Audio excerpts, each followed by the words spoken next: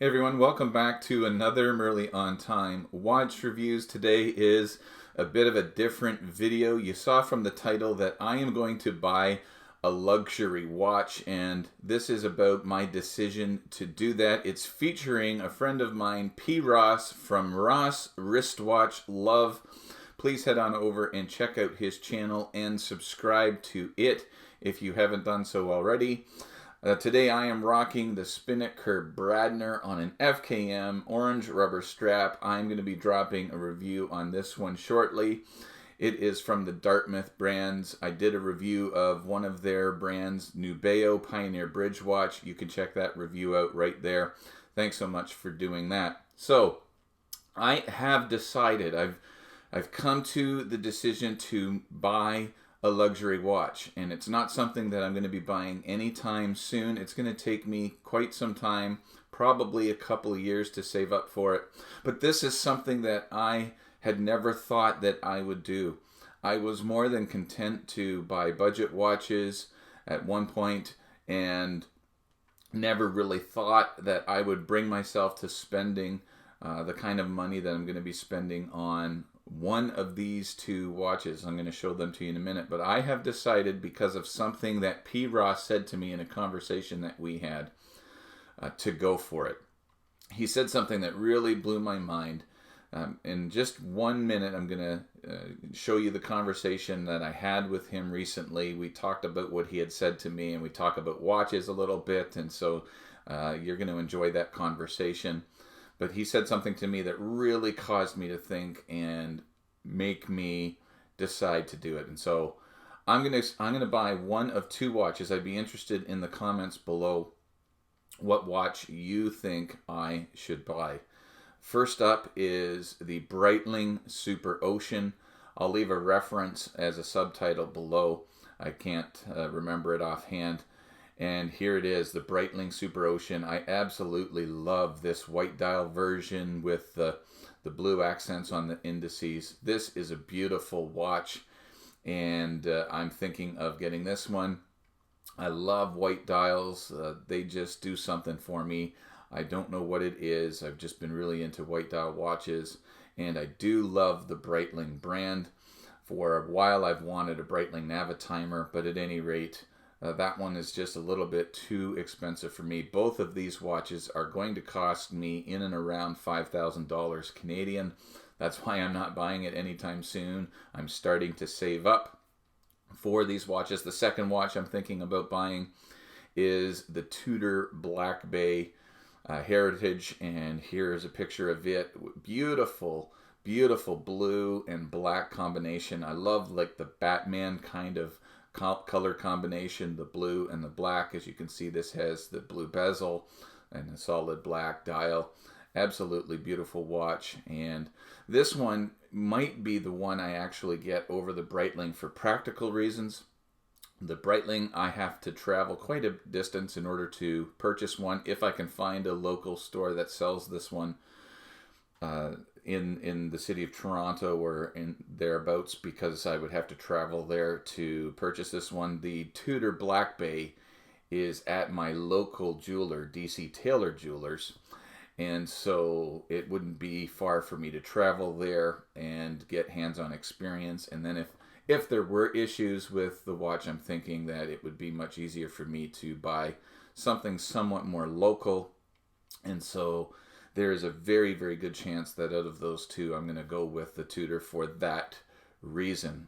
I'm not comfortable with purchasing any of these kind of watches at this price point of $5,000 online. I really want to get my hands on the watch and experience it for a moment or two before going ahead and making the purchase. So let me know what you guys think. Would you get the Breitling? Would you get the Tudor? Let me know in the comments below what one you would choose, and let me know why. Now, I mentioned that this whole journey of starting watch collecting and getting to a point where I would buy a timepiece for $5,000 has been very interesting, and it was all sparked by something my friend P. Ross said to me. So let's jump into the conversation we had. It's kind of lengthy, so We ended up just nerding out and talking about watches for a bit. But at any rate, here's the conversation that I had with P. Ross. Enjoy. So I'm with my man P. Ross from Ross Wristwatch Love.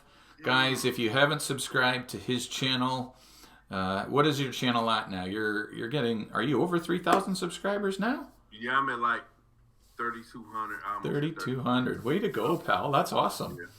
So he's got a great channel, guys. You're gonna love it. If you're subscribed to me and watching this, really appreciate it. If you haven't subscribed to Ross, to head on over there and check his channel out and give him some love and a subscription. And so, Ross, we got to talk about the conversation that we had on Instagram, just the audio chat. And I reached out to you because I had a bit of difficulty in learning about the prices of watches. I had a Christopher Ward watch in. You can check that review, guys. I'll put a card up there. But I had the World Glow. Oh, thanks, man. So I had the World Glow, and I could tell the quality right away. There was no question with the finish and that. But I always have questions about, price points for things because, especially with a quality watch, what makes a watch worth the $3,000 like it was. And you said two things that were great to me. You said compare it to like a Seiko 5 or another similar type of budget brand or entry-level budget brand. Right. And you'll notice the quality difference. But this is what you said to me that really it just blew my brain balls, as I say, and thought about it the entire next day, which was when you handle pieces like that are quality watches like that and you see the difference in quality, you get a better understanding of what you like as opposed to what you will settle for. Right. And I thought about that the entire next day, and I went, you know what? I am now ready to go ahead and purchase a really good quality watch, a luxury timepiece. And it seems to be a journey that a lot of people who collect watches go through. So I just want you to speak to that, how it happened for you. When you started and what led to your decision to buy a quality watch, a luxury piece, if you will. Well, for me, are we gonna do a wrist check first? Oh yeah, let's see what you're wearing. Let's see what you're wearing. I want to see what you wearing. All right. Well, I'll take it off because my camera isn't great. Okay. Talking about quality, this isn't quality, but it looks pretty decent. Submariner homage. That is nice. Pagani design subby homage. That is nice. Yeah. That is nice. Yeah, I like that. All right. Well, I'm rocking the Tudor. I hate this. Tudor. Let me take it off. Yeah, it's easier to do that. Yeah. Tudor Prince Oyster Date. Is the light too much? Yeah, it's glaring there a little bit. God. Let me see, man. It don't matter. It's still the same. Yeah. But it's the Tudor Prince Oyster Date, if you can see it from the side there. Yeah, nice. And what's the year of that one? Is it a vintage one or? Yeah, it's vintage. 19, I want to say 69. Wow. Yeah, so, yeah. Very cool.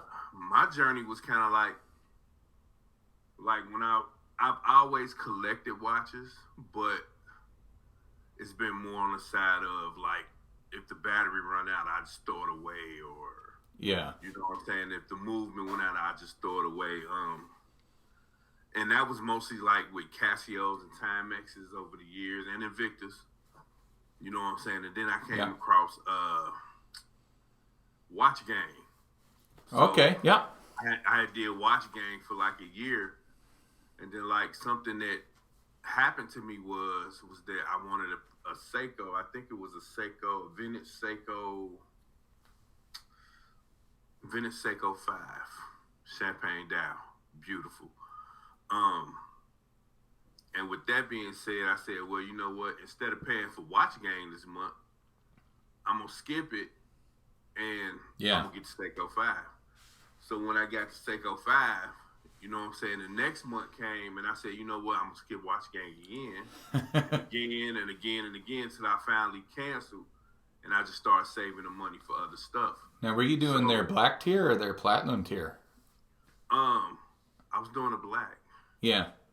I was doing a black, I think. Yeah. You know what I'm saying? So it was like, I mean, don't get me wrong, watch gang is cool if that's what you want to do, but I started to see that the value that the watches that they were sending wasn't really worth it. And I could go out on my own and get my own watches, you know what I mean? So yeah, this is very cool because I did the exact same thing. I didn't do monthly, I did quarterly, but same idea. I started with Watch Gang. Yeah. Right. So from there, when I got to Seiko 5, you know what I'm saying, I'm like, you know what I'm saying, screw Watch Gang, whatever. And then I had my wife had bought me a vintage Omega Seamaster DeVille. Nice. And that blew my mind. Like, wow, this thing looks great. You know what I mean? Like the finishing, even from a vintage 1965 Omega Seamaster DeVille, you can still tell the quality and the build. You know what I mean? Yeah, it's just great. So that probably was like my first vintage luxury piece. Then I went from there to, I've always had this thing like with the Breitling Navitimer. Like, I don't know what it is. Like, I love that too, yeah. Yeah. I've always had this thing with the Breitling Navitimer, which is on my bucket list of watches to get. I feel like if I get the Breitling Navitimer, I won't need another watch. But we all know that's a lie. So, from there, it's just kind of like, you just kind of learn, and not that there's something wrong with budget watches. There's nothing wrong with budget watches. Like, every watch has a place, you know what I'm saying? Like, for instance, like right now, I got on my watch winder, you know what I mean? Vintage Seiko 5. Yeah. You know what I mean? On a Harris tweed strap. You know, and then even up under that, I have another Seiko 5. You know what I mean? So, yeah, you know, it's there's nothing wrong with them. And no. Then, in this winder, I have a vintage Timex Viscount. Nice. You know what I mean? So, like, there's nothing wrong with budget watches or watches that you can afford. But I kind of think that when you grow in this hobby and you see something that's better than what you already had, you want to grow. You know what I mean? And there's nothing wrong with growth either. You know what I mean? It don't make you a snob. It don't make you better than nobody. It's just about your personal growth in the hobby, just like with any other hobby. You know what I mean? If you were buying coloring books at one time and you want to be an artist, eventually you want to start being a better artist. You know what I mean? And drawing your own. And eventually, if you're really into art, you know what I'm saying, you'll start selling your art. So, yeah. You know. Yeah, and that's kind of, and I do have to thank you for, other people have said to me, you'll get that luxury piece, because initially I kind of wanted the Breitling Navitimer, which for me, I think the reference is like 1B01 or something like that. Mm-hmm. Black dial with the 3 sub dials and the slide wheel bezel. It's just gorgeous. And for me, that would be a $10,000 watch. So I was kind of like, that's way out of my league. And and at this point, it's still out of my league. But when I had that Christopher Ward watch, I was like, $3,000, man. I'd love to get the Moonglow watch, which I'm going to get in for review because they're going to send it to me. But I'm like, oh man, that's $3,000. That's kind of out of my league. So then I was talking to you, and you just pushed me over the edge, man, but in a good way, because it did. It made me consider, okay, I'm not really ready to buy a $10,000 watch.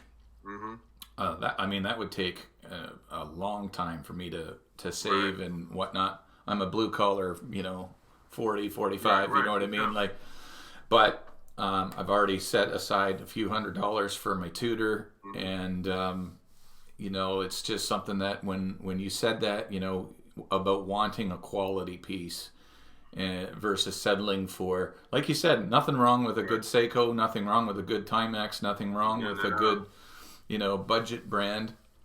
But as I've grown and have seen quality watches, I remember the first time I wasn't wearing this one, thank God. Mm-hmm. I was in my jewelry store where I'm going to buy the Tudor, and the guy behind the counter had a Submariner on, right, a black one.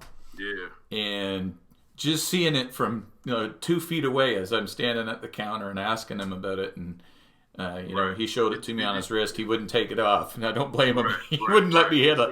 But I'm like, oh my gosh, that thing is just standout gorgeous, right? Like you could just see the difference. And so I'm ready now. I'm ready to kind of up my game, and I'm at the point where a lot of people said I would get, but never thought that maybe never. But you pushed me over the edge in a good way, man, and I got to say thanks for that. Well, that's what it is, man. You know what I'm saying? That's what we're here for, to encourage, and uplift, And I only said that to you because my journey was the same. Yeah. You know what I mean? I started selling a lot of watches, like, to get the Breitling I got now, I sold so many watches. Because I had over like 200 watches, man. 200, wow. I had over 200 I'm not near watches. that many, but I've got close to 50 now. Right. And I'm definitely gonna see what I can do to sell some of them, because most of them are in really, really good condition. Because I don't, I obviously don't wear 50 watches every day, right? Right, for sure. Like right now, I have like a core batch of watches, which is probably about 30 watches, and I probably got about 50 or 60 more that I need to sell. So. Wow. So what is the watch that, other than the Breitling Navitimer, is there another one that that you've got your eye on that would be, considered a luxury or a more expensive piece than a budget watch? The only other watch that I really got my eye on, I want a Universal Genève pole router. Oh. Yeah. I'll have to look that up. I've never heard of that. Yeah, pole router. They are beautiful. They are vintage, and I think the cheapest one I saw was like $600, but that ain't the model that I want. You know what I mean? So, but they are nice. They are pole router. Pole routers, yes. How do you spell that? R-O-U-T-E-R? Pole router, Polerouter, I believe. R-O-U, yeah, T-E-R, yeah. I'll have to check that out. I'll look them up. Yeah, check them out. They're nice, man.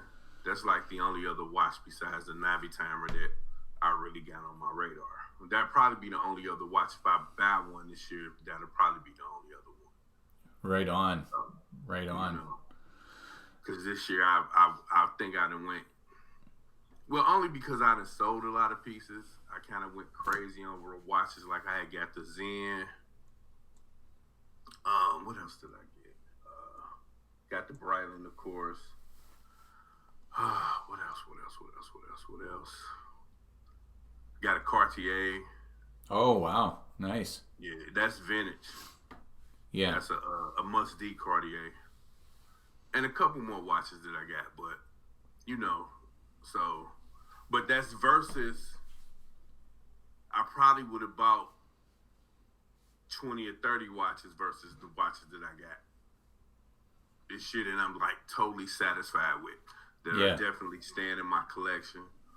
You know what I mean? So, Yeah, and for me, the kind of how the journey has progressed for me is because when I decided to do a YouTube channel, the conundrum that, content creators have is, when I started, I didn't have a collection, really. I had a couple of Watch Gang watches, and I had my Timex Expedition that I didn't even show on my channel. I might do that yet. Right. It's from like 20 years ago. Yeah. And so it's like, okay, I got to get watches to highlight and review. Right. So what do you start with? $50 watches, because that's what you can get in, Yeah, and it's built up to a point where, I'm getting watches that are coming into the channel for review, like the Dartmouth brand of watches. I've got this one. I'm working on the review right now. Spinnaker and Aviate that they sent in, which is so now it's starting to get to a point where I don't have to buy a lot of the watches now that I'm reviewing, which is cool, because then I can, instead of buying like the Pagani design or the AliExpress sale there's a lot of videos out about the AliExpress sale coming up. I might do one just to highlight some watches that I think are okay for budget watches, but like I'm not going to spend any money on the AliExpress sale. I'm going to put that money toward my Tudor, because that's really what I want to work toward. That or the Breitling Superocean. That's nice. That's a nice one. White dial with the blue accent indices is just gorgeous. Yeah, nice. Only thing is I don't know where, because I don't want to buy any of these watches once you get up to that price point. And maybe you could talk to this from your experience, but like I want to see the watch in hand before I hand over that kind of money. And for me to get the Breitling Superocean, I'd probably have, if I really, really wanted that, I'd have to do a 3-hour drive to where the nearest AD for that brand for me is. The reason I chose Tudor is because it's in my local city. My AD, if they don't have it, they can get it. And then it's not far for me to travel, so I'm leaning toward the Tudor for that reason. But if I don't get the Tudor, it'll be the Breitling Superocean, which is about the same price. Right. So, well, see, that's the issue, right? I think that you traveling 3 hours to see the Superocean would probably be worth it. You know what I mean? If anything, just to have a nice drive. You know what I'm saying? Check out the countryside. You know what I mean? Yeah. Go up the road, check the watch out, if that's what you really want versus the Tudor. You know what I mean? Because there's a certain finish that Breitling has that don't nobody else have, man. Breitling, like, their watches are excellently finished. Yeah. You know what I mean? As far as the two, you was talking about getting the Tudor Blackbay 58, right? Yeah. Blue bezel, black dial. Yeah. Right. Yeah. I love that. Yeah. I love that one. Nice watch. Definitely nice watch. You know what I mean? But yeah, I would just, for whatever your price range is and the money that you're spending, I would just kind of keep my options open.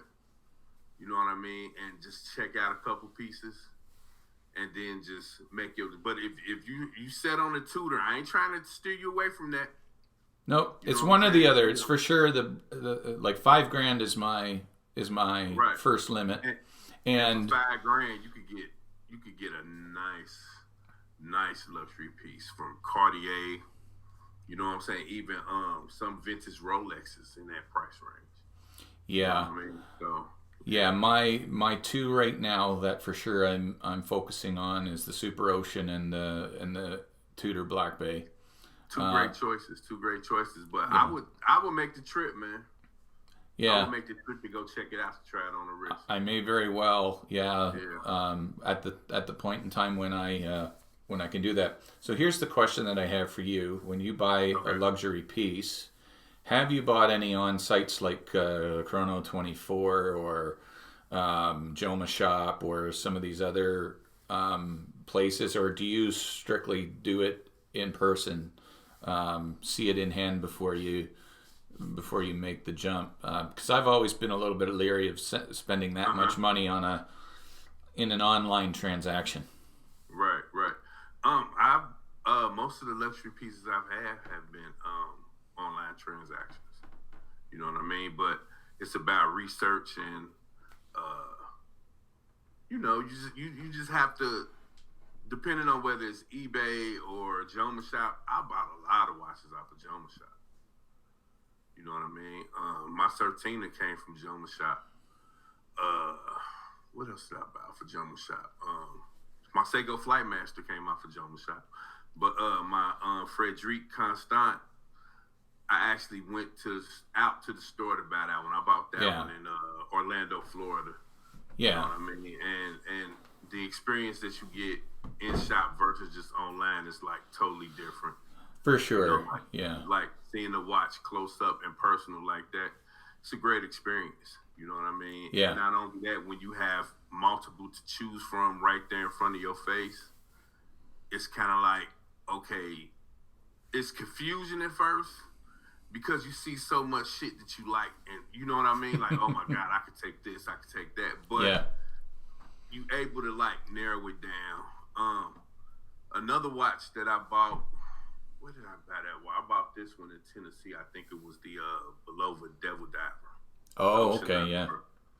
I had bought that InPerson, and really, when I saw that one, it just stood out so much. I knew that I wanted it. Yeah. You know. Yeah, there's some that have been like that for me. You know, you see it, you definitely want one. Yeah. For me personally, at this point in time, if I'm gonna spend, you know, $5,000 on a watch, I ain't gonna buy it online. I'm gonna go to a store. Yeah. I'm gonna go to a store. I'm gonna look at it, kind of make sure it's what I want, and then make the transaction. And kind of the reason I'm thinking of doing the Tudor over the Breitling is because the AD for that is 45 minutes away. You know, like it's in my nearest city, and if I do have an issue at all, you know, it's not going to be much of a hassle for me to, you know, to deal with that issue. So that's kind of where I'm at in the journey so far, and thank you for helping me get there, man. That's been cool. Yeah, no doubt. And then like even with the Tudor, you know what I'm saying, they're going to raise in price. I think, you know what I mean. I know the watch market is kind of going through something right now, but I think Tudor in general is a brand that's really on the come up. You know what I mean? They was always in the shadow of Rolex, so I feel like right now they're breaking away from that. Yeah. You know what I'm saying? Well, they only really have one place to go, which is up, because as far as you know, a brand, they are made by Rolex, right? Or Rolex is their subsidiary, and you know, for me to buy a Rolex watch, I'm just not ready for that. So anyways, for sure.